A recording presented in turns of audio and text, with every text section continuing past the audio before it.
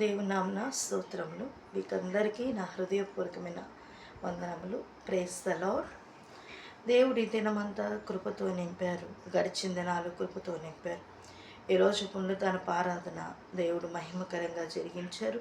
అందరిని బట్టి స్తోత్రం చెల్లిద్దాం. స్తోత్రం స్తోత్రం స్తోత్రం స్తోత్రం స్తోత్రం స్తోత్రం. లైవ్ పెట్టాలనుకున్నాను కానీ టైం లేదు. ఈరోజు డాడీ కార్యక్రమం ఎంతో ఆశ్చర్యకరంగా జరిగింది. దేవుడు ఎంతో దీవెనకరంగా జరిగించారండి. నేను అనుకోలేదు. అంటే నా బంధువులకి నేను ఫోన్ చేశాను, కానీ నా బంధువులకి ఫోన్ చేస్తే వస్తామని చెప్పిన వాళ్ళు ఎవరు రాలేదు. ఎవరో కొద్దిమంది వచ్చారు. సరే, ఎప్పుడు చాలా సంవత్సరాల తర్వాత వాళ్ళని నేను చూశాను. ఎవరు అంత కాదు, కానీ జనాలు బాగానే వచ్చారు. ప్రార్థనకి రాకుండా తర్వాత వచ్చి అందరూ వచ్చి పలకరించి చక్కగా భోంచేసి వెళ్ళారు. నిజంగా హోసన్నా మినిస్ట్రీస్ వాళ్ళకి నా తరపు వందనాలు, నాయకులకి. ఎందుకంటే ఈ కార్యక్రమం ఎలా జరుగుతుందో అని నేను చాలా కృంగిపోయాను, బాధ పెట్టుకున్నాను మనసులో. ఆ తర్వాత నాకు చాలా ప్రెషర్స్ వచ్చేసినాయి బాగా. ఎందుకంటే గుంటూరులో పెట్టుకోవాలని అన్నారు కదా. అయితే మాకు తెలిసిన ఒక ఆమె మాతో పాటు రావటం వల్ల ఆమె చాలా వరకు ఇబ్బంది కలుగజేసింది. ఇబ్బంది అంటే అక్కడ పెట్టుకుంటే మంచిది అని. నేను కూడా ఫస్ట్ ఏమో చెప్పాను కదా ఇక్కడని, మళ్ళీ అట్లా అంటుందని కొంచెం నేను ఇబ్బంది పడుతూనే ఉన్నాను. లాస్ట్కి నేను మా సిస్టర్స్ మీద డిసైడ్ అయ్యి, సరే అయితే అక్కడే చేర్పించుకుందాము అని డిసైడ్ అయ్యి గుంటూరుకి ఫోన్ చేస్తే, అదేంటో దేవుని కృప మధ్యాహ్నంకే ఇక్కడే జరిపిస్తున్నారు అని అన్నారు. కానీ ఇప్పుడు ఎవరు రావట్లేదు అన్నారు. అబ్రహాం అన్న ఒక్కళ్ళే వస్తున్నారంటే సరే ఓకే, కానీ నాకు వస్తే బాగుంటుంది కదా అనిపించింది. కానీ ఏదేమైనా దేవుని చిత్తం ఆశ్చర్యకరంగానే జరిగింది. ఆ రోజు ఉన్న సేవకులు నాకెవరు తెలియదు కాబట్టి గుంటూరు నుంచి ఫోన్ వచ్చింది, అక్క మీకు ఎవరినన్నా చెప్పాలంటే నంబర్ ఇస్తాం. నాకు ఎవరి నంబర్స్ వద్దు, నాకు పెద్దవాళ్ళ నంబర్స్ వీలుంటే వాళ్ళకి ఫోన్ చేసి రమ్మంటాను అని చెప్పాను. ఈ ఫ్యామిలీ వాళ్ళ గురించి నాకు అంటే ఈ చుట్టుప్రక్కలు అంటే మాకు తెలిసిన, ఇప్పుడు నేను అది కూడా రేపు కార్యక్రమం అనగా ముందు రోజు ఫోన్ చేసి చెప్పాను. పర్వాలేదండి, వచ్చిన వాళ్ళని బట్టి స్తోత్రం. ఇంకొకటి ఏంటంటే దేవుడు ఆ తర్వాత మా చెల్లి ఒకటి పెట్టింది గ్రీటింగ్ లాగా. అది పెట్టి ఆదరకుడిగా పెట్టింది. దానికి ఒక పెద్ద ఇష్యూ అయిపోయింది. ఇష్యూ అయిపోయి ఆమె ఎందుకు మీరు పెట్టారు సంస్థ పెట్టకుండా అని. అరే మా బంధువులకు తెలియాలి కదా, చెప్పలేదు, వాళ్ళు వచ్చినా రాకపోయినా చెప్పలేదు అని అనకుండా ఈ విధంగా పెట్టాము. అదొక పెద్ద ప్రాబ్లం అయింది. ఏదేమైనా దేవుని కృప. తర్వాత 2 రోజులు విసిగించేస్తుంది బాగా. ఆ టెన్షన్ ఒకటి, ఇక్కడ ఎలా జరుగుతుందన్న ఇది టెన్షన్. చాలా ఇబ్బంది పడ్డాము. దేవుని కృప. ఇబ్బంది అంటే అంటే ఎలా చెప్పాలి, అంటే కొంచెం ఎట్లా జరుగుతుంది, మేమైతే ఏమీ చేయలేని పరిస్థితి కదా అని. అంటే నిజంగా గుంటూరు నుంచి బ్రదర్స్ని పంపించి కార్యక్రమం గురించి మాట్లాడారు. అదంతా వాళ్ళే చూసుకున్నారు. చాలా సంతోషం. ఇంకో విషయం ఏంటంటే నెల రోజుల నుంచి ఎవరు మా దగ్గర లేరు. అయితే ఒక అతను, అంటే మా డాడీ ఉన్నప్పుడు వచ్చారంట అతను, ఆ తర్వాత నాకు తెలీదు, మళ్ళా ఎంటర్ అయ్యాడు. ఇక వచ్చినప్పటి నుంచి అది చేస్తాను ఇది చేస్తానని కొంచెం ఏదో సహాయం చేస్తూనే వచ్చాడు. కానీ అతను ఎలా చేస్తాడంటే, ఇప్పుడు ఇది 50 రూపాయలు అనుకోండి, జస్ట్ ఇది 50 రూపాయలు అయితే 70 రూపాయలు 100 రూపాయలు వాళ్ళతో మాట్లాడేసి సగం డబ్బు తీసేసుకున్నాడు. నాకు ఫస్ట్ అంతా అర్థం కాల. అతని చేత నేను కరెంటు బిల్లు కూడా కట్టించేసాను, ఇంకేదో అవసరానికి చేయించాను. తర్వాత నేను ఎక్కడో నాకు డౌట్ కొడుతూనే ఉంది. నేను ప్రభువుని అడుగుతున్నా, ప్రభా నేను ఎవరి చేత కూడా మోసపోకూడదు, నాకు జ్ఞానం దయచేయి తండ్రి అని ప్రార్థన చేస్తున్నా. ఇంకప్పుడు బ్రదర్స్ వచ్చారు కదా గుంటూరు నుంచి. వచ్చినప్పుడు టెంట్లో గురించి అంతకుముందే ఒక ఆమె నాకు ఫోన్ చేసి అంటే ఇంటికి వచ్చి చెప్పింది, పలానో లెక్క కొత్తగా పెట్టారు, డాడీ అంటే చాలా ఇష్టము, వాళ్ళు పెట్టాలనుకుంటున్నారు, ఇట్లా ఇట్లా అని చెప్పింది. సరే ఓకే అనుకున్నాం. ఇంతలో ఇతను ఎప్పుడు మాట్లాడో టెంట్ మాట్లాడేసి ఆ రోజు వాళ్ళ ముందు ఏం చేశాడు, బయటికి వెళ్ళొస్తాను అని చెప్పి వెళ్ళి ఆ టెంట్ వాడికి అంటే ముందు తెచ్చాడు కదా వాటర్ క్యాన్స్ అయ్యని, అందుకని చెప్పి వాళ్ళు ఫోన్ చేసి వీళ్ళకి యూనిటీ ఉంటుంది. ఆ యూనిటీ వల్ల అయ్యా అక్క నేను రాను, తర్వాత మేము ఈసారి మళ్ళీ వస్తాము ఎప్పుడైనా, మాకు యూనిటీ ఉంది, ముందే ఇతరంట కదా అని చెప్పేసి అంటే మాకు చెప్పిన సహోదరి అతను అంటే వదిలేసి మేము యూనిటీ కదా, మీరు ముందే అతను మాట్లాడుకొని చేశారంట కదా. నాకు అసలు ఏం తెలియదు, కానీ ఏదో జరిగిపోయింది. కొంచెం ఖర్చు బాగానే అయిందని నాకు తర్వాత తెలిసింది. నేను కూడా ఏం చేశానంటే మా సిస్టర్కి మెడిసిన్ తెప్పిద్దామని అనుకున్నాను. నాకేం చెప్పాడు, 2000 అక్క అన్నాడు.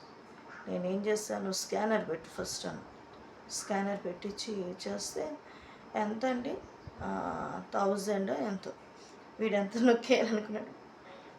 దేవుడు జ్ఞానం ఇచ్చాడు. ఆ తర్వాత నేను గ్రహించేశాను. ఆ తర్వాత అట్లా అట్లా 100, 200 నొక్కేస్తూనే ఉన్నాడు, 500 అట్లా చాలా చాలా చేశాడు. నాకు దేవుడు నిజంగా కృపదయ చేశాడు.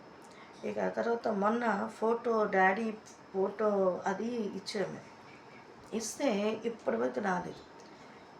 నేనేం చేశానంటే మా ఆఖరి చెల్లిని, పదరా మనం వెళ్దాం, అసలు ఎంతవరకు అయింది ఆ ఫోన్, మనం అన్నీ అక్క మీరు రాకండి, అన్నీ నేను చూసుకుంటాను, మీరు అసలు బయటికి రావద్దు, మీరు సైన్లు పెడితే చాలు అని మా సైన్లు అడగటం ఇట్లా జరుగుతుంటే ఇట్లా కాదని నేనే ఇలా వెళ్తే అసలు ఫోటో అయినా ఇవ్వలేదంట. ఇప్పుడు ఆ ఫోటో ఏదని అంటే నేను బయలుదేరుతానని చెప్పి మళ్ళీ అక్కడికి వెళ్ళానని, ఎంత జంతరమంతరండి అసలు. అమ్మ నేను ఇంకా ఆలోచించా, ఇంక ఇతన్ని చాలా జాగ్రత్త పెట్టుకోవాలి, కొంచెం దూరంగా పెట్టుకోవాలని ఆలోచించాను. ఆ తర్వాత డెత్ సర్టిఫికేట్ నేను చూసుకుంటాను, అది ఇదని. నేనన్నా నువ్వు ఎక్కువ మాట్లాడుకో, మమ్మల్ని చూసుకొని అసలు ఏం జరుగుతుందో మాకు తెలియాలి కదా అని చెప్పి వెళ్ళి, నీకు ఇప్పుడు చాలా రేపు ఇంకో ఫామ్ ఫిలప్ చేస్తే మనకి వస్తుంది. ఎందుకు చెప్తున్నానంటే మనం నమ్ముతాం మనుషుల్ని. అతను దేవుని బిడ్డల మధ్యలో వచ్చాడు టక్కటక్కడ. ఇప్పుడు నాకేమో చేతి కింద ఎవరు లేరు, అన్నీ తెచ్చి పెడుతున్నాడు, అంత సహాయం చేస్తున్నాడు. కానీ కొంచెం అక్కడిక్కడ జరిగింది.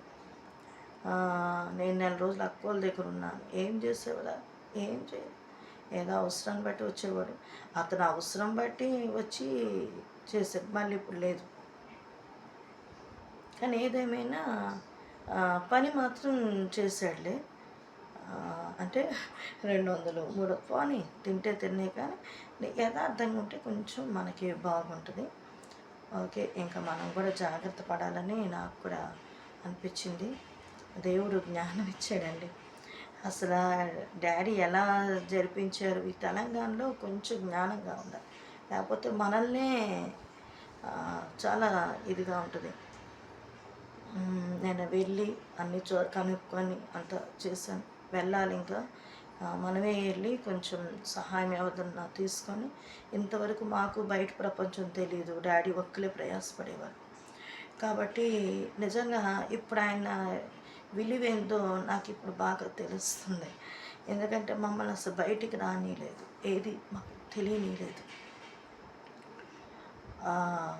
నాకు ఇప్పుడు ఏమనిపిస్తుంది అంటే, అన్నీ తెలుసుకున్నంటే కొన్ని నాకు అర్థం కావు, కానీ తెలుసుకుంటున్నాను, నెమ్మదిగా తెలుసుకొని చూసుకుంటా, ఫైనాన్షియల్గా అంతా చూసుకుంటా, ఇటు అటు చూసుకుంటా ఉన్నాను.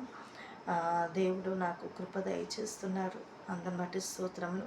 విశ్వాసులు కూడా కొంచెం బలహీనమయ్యారు కదా, వాళ్ళను కూడా రాబట్టుకోవాలి. కాబట్టి అఫ్కోర్స్ కొన్ని అప్ అండ్ డౌన్స్ అవుతుంటాయి, మనమే ఒక స్టెప్ డౌన్ అయ్యి మనం తగ్గించుకుంటే మనకేమీ తక్కువ కాదండి. మనం ఎప్పుడు కూడా బైబిల్‌లో ఉంది కదా! తన్ను తాను తగ్గించుకున్న హెచ్చింపబడతారంట. తగ్గించుకుంటే వాళ్ళ విషయంలో నేను మౌనంగా ఉన్నాను. రేపటి నుంచి పరిచర్యకి వెళ్తాను. వాళ్ళ దగ్గరికి వెళ్తాను. మనం సమాధానం పడాలి కదా! దేవుడు నేనైతే నాకు వాళ్ళతో ఏ గొడవ లేదు. వాళ్ళే ఏదో డిస్టర్బ్ అయ్యారు. అసలు నేను చోటపుల్ పాస్టర్‌గాని ఇన్వాల్వ్ చేయాలని అనుకోలేదు. నేనేదో సంఘంలో చెప్పాను. మా సిస్టర్స్ ఇంకొక ఆమె హైదరాబాద్ "నువ్వెందుకు చెప్తావు? నువ్వు ఇన్వాల్వ్ అవ్వద్దు. పలానా ఆయన చేత చెప్పించు అది చోటపుల్ పాస్టర్ గారితో" అంటే నేను అప్పుడు మా అన్న నిలబడ్డాడు కాబట్టే ఇంత జరిగింది. నిజంగా ఒక తండ్రి స్థానంలో నిలబడ్డాడు. ఇద్దరు భార్యాభర్తలు. ఒక తల్లి స్థానంలో ఆమె, ఒక తండ్రి స్థానంలో మేము అక్కడ కూర్చున్న పాస్టర్స్కి వంట విషయంలో కానీ ఇద్దరు చాలా ప్రయాసపడ్డారండి.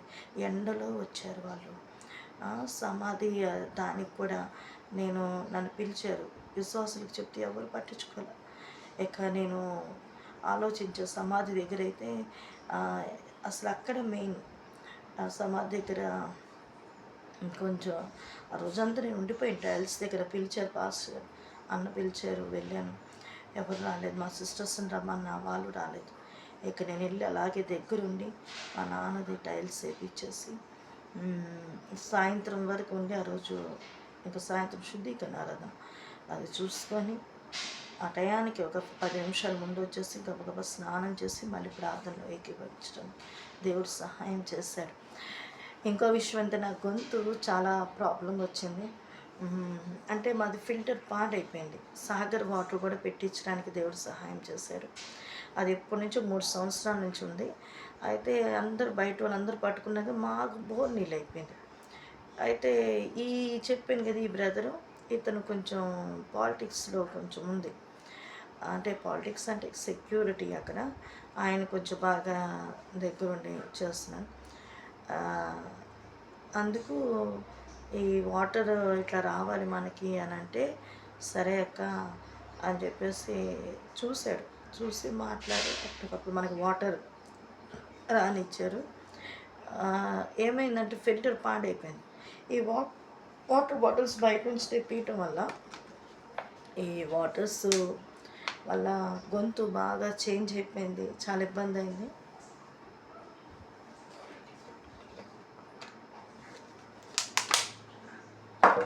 అది వాటర్ చేంజ్ అయ్యి గొంతు బాగా ఇబ్బంది అవుతుంది మాట్లాడడానికి కూడా. లైవ్ చేయాలి, ప్రార్థనలు గడపాలి, కానీ నాకు టైమ్స్ సరిపోవట్లేదు. ఊరిక ఫోన్లు చేయటం ఇది తీరు. ఇప్పుడు జస్ట్ గేట్ దగ్గర మన ఇంటి ముందు గేట్ దగ్గర ఓపెన్గా ఉంది కదా సిలువది, డాడీ అప్పట్లో పెట్టియాలన్నారు. మేమన్నాం అసలు రోడ్డు మీద ఎవరు పోతుంది, ఇప్పటికే అంతా మూసేసినట్లుంది, కొంచెం ఇది ఓపెన్గా ఉంచి మేము ఎవరైనా వెళ్ళేదా లోపలనే కూర్చొని చూస్తానికి బాగుంటుంది కదా అని అన్నాం. కానీ ఇప్పుడు విశ్వాసులాక డాడీ ఉన్నప్పుడు వేరు, సరే ఇప్పుడు పెట్టించుకోండి అది ఇది అన్నారు. ఆ షీట్ అనేది తెప్పించానంటే ఆ బ్రదర్స్ పెట్టుకున్నారు. తర్వాత నేను మనీ 1000 అయిందంట, 2 కలిపి చేస్తున్నారు. ఇక్కడ కూడా గోడ మధ్యలో సందుంది, డాడీ అద్దం ఫిక్స్ చేయాలని. ఇప్పుడు ప్రస్తుతానికి మనకి అంత ఫైనాన్షియల్గా కాదు కాబట్టి కొంచెం ఆగాము. దానికి వాళ్ళు మాకు ఏదైనా పెట్టి అలా ఉంచొద్దు అని అన్నారు. సరే ఓకే అనుకున్నాం. తొందర ఎందుకు, అవసరం బట్టి దేవుడు అన్నీ సమకూరుస్తున్నారు. దేవునికి స్తోత్రములండి. కొంచెం బాధపడ్డా. ఏంటంటే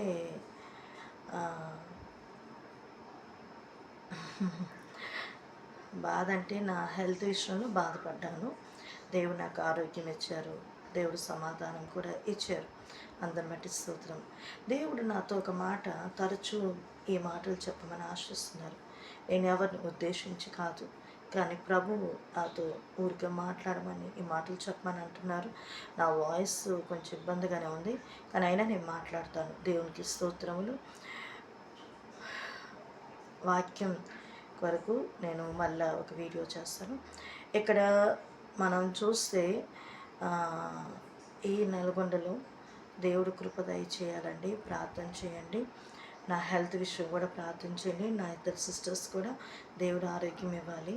ఆ తర్వాత డాడీ లేని లోటు చాలా చక్కగా మంచిగా కనబడుతుంది అసలు. ఇంకో విషయం ఏంటంటే, పాత విశ్వాసులు మేము పని చెయ్యము అని వాళ్ళకి ఏంటి చేసేదని ఆగిపోయారు. కానీ కొత్త విశ్వాసులు అంటే వాళ్ళు వేరే చోట సేవకుల దగ్గర తరబీదైన విశ్వాసులు ఇప్పుడు వాళ్ళే వచ్చి పరిచర్లో కొనసాగబడుతున్నారు. అక్క మేము చేస్తాం, అక్క మేము చేస్తాము.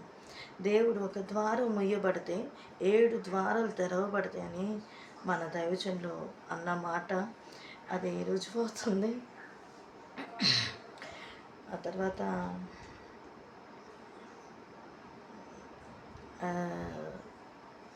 నాకు కొంచెం ఏదన్నా అడగాలి, ఎవరినన్నా కొంచెం అది తెలుసుకోవాలి దేవా పరిస్థితి అంటే మాకు బయట విషయాలు ఏం తెలియవు కదా అనుకొని నేను కొంచెం ఈ మధ్యన ఎవరైనా అడుగుతాము చేద్దాం అనిపిస్తుంది. కానీ నేను ప్రభు దగ్గర చేరి, ప్రభా నువ్వు నాకు సహాయం చేయి, ఏదో నాకు ఇది అవసరం, నాకు ఇది కావాలి, నాకు ఇది పని జరిగించుతండి అని అంటే దేవుడు జరిగిస్తున్నారండి. నిజంగా చాలా సంతోషం. తర్వాత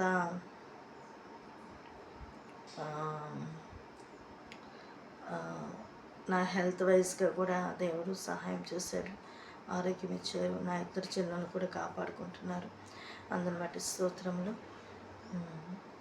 మేము మోసపోకూడదు అంటే అందరు రారు, కానీ నేను ఎక్కువ లోపలే ఉంటాము. ఇలాగే ఏదో ఒక రూపంలో మోసం ఏమైనా జరుగుతుందేమని ప్రభు దగ్గర ఎక్కడ మోసపోకూడదండి, మమ్మల్ని కాపాడుతండి అని ప్రార్థన చేస్తున్నాను. నాకు మా డాడీ రోజు గుర్తొస్తున్నారు. అసలు మేము అమ్మ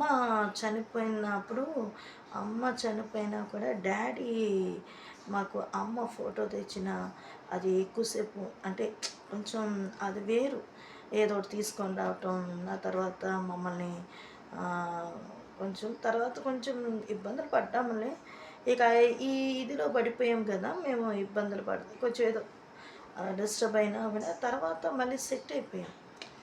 కానీ డాడీ లాస్ట్ డేస్లో ఎందుకో మా చెయ్యి విడిచిపెట్టలేదు, మమ్మల్ని పట్టుకొనే కూర్చునేవాడు. మా దగ్గరే ఉండు నాన్న అమ్ములు, లాస్ట్ నన్ను అమ్ములు ఎక్కువగా పిలిచి చేసేసరికి నాకు మనస్సు ఎట్లా ఉందంటే అదే పిలుపు వినబడుతుంది. ఆ తర్వాత మా డాడీ మా చెల్లి ఆఖరి పాపని ఎక్కువ జో జో జో చిన్న అని ఆమెను చూసినప్పుడు మాట్లాడతారు ఎక్కువ మా ఇద్దరిని. అయితే చెల్లెలు కూడా సెట్ అవుతున్నారు, ఎందుకంటే మొన్నటి వరకు మా బంధువులు కూడా ఉన్నారు. కొంచెం ఉన్నా ఇప్పుడు కొంచెం ఇదైంది.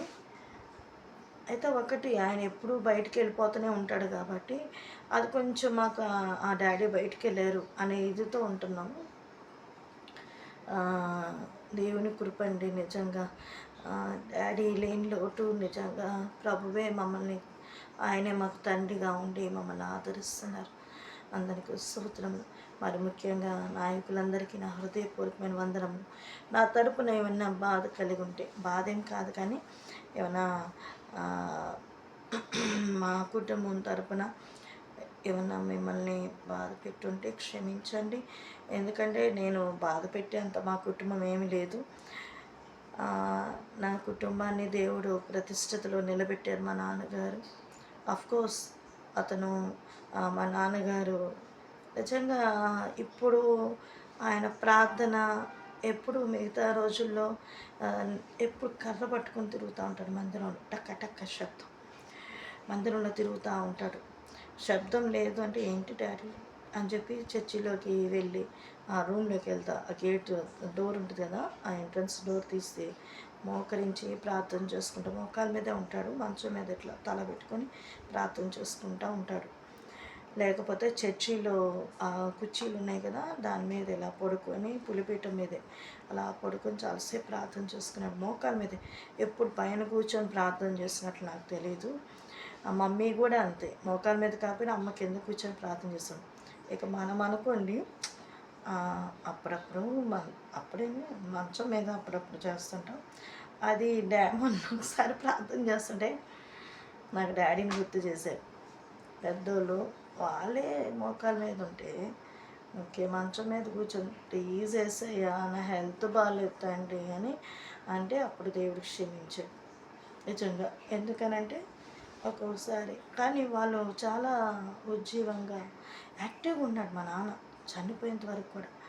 ఆ లాస్ట్ డేస్లో హాస్పిటల్ ఉన్నప్పుడు కూడా ఇట్లా ఇట్లా అంటాం ఎట్లా నేను ఇంక అదే లాస్ట్. నేను మా అత్త నాకు 2, 3 శారీస్ ఇచ్చారు. ఇస్తే ఆ 2, 3 శారీస్ నేను కట్టాను. కట్టేసరికి డాడీ నన్ను చూసి కూడా ఇలా చూసి ఇలా పెట్టేశాడు మొహం. సీరియస్ అయిపోయాడు. అట్లా ఉండి కూడా నేను డాడీ అంటే ఉఫ్ అన్నాను. ఉఫ్ అన్నాను. అనేసరికి డాడీ అని ఇలా ముద్దు పెట్టుకుంటాం కదా డాడీని అని ముద్దు పెట్టుకుంటున్నాను. చాలా సీరియస్ అయిపోయాడు. నాకు అర్థమైపోయింది ఆయన ఎందుకు సీరియస్ అయ్యాడు. ఎందుకనంటే ఒకసారి ఇట్లాగే శారీస్ ఇస్తే ఒక చోట బండి ఆపి ఏం చేశాడంటే ఆ శారీలు ఆమె ఇచ్చినవి అన్నీ పడేశాడు. ఎందుకంటే మా నాన్న ఎవరి చీరలో ఇవి కానీ ఎవరి బట్టలు కానీ ఏది వాడకూడదు. అది కావాలి ఫ్యామిలీ ఇది కదా, ఇక ఆయన అస్సలు ఒప్పుకునేవాళ్ళు కాదు. పడేశాడు. నాకు అది గుర్తొచ్చింది. మరి ఏం చేయము సడన్గా అన్ని వైట్ శారీస్లో వచ్చాము మేము ఇచ్చింది. కానీ ఆ చీర కట్టుకునేప్పుడు నాకు ఏదో ఎలర్జీ లాగా ఒళ్ళంతా ఏదో పాకినట్లు అనిపించేది. అంటే బలహీనత. ఇక తర్వాత నేను అవి తీసి బయట వేయలేదు కానీ డాడీ ముందుకు వేసుకోలేదు. ఎప్పుడు నేను ఆరెంజ్ కలర్ నా చీర ఎప్పుడు కట్టానో అప్పుడు నేను వెళ్ళి డాడీ అని అన్నా. డాడీ అప్పటికే కళ్ళు తేలేస్తా ఎట్లా ఎట్లా అంటున్నారు. నేను అడుగుతున్నా డాక్టర్ని అక్కడున్న అతన్ని. ఏం లేదండి ఏం లేదు.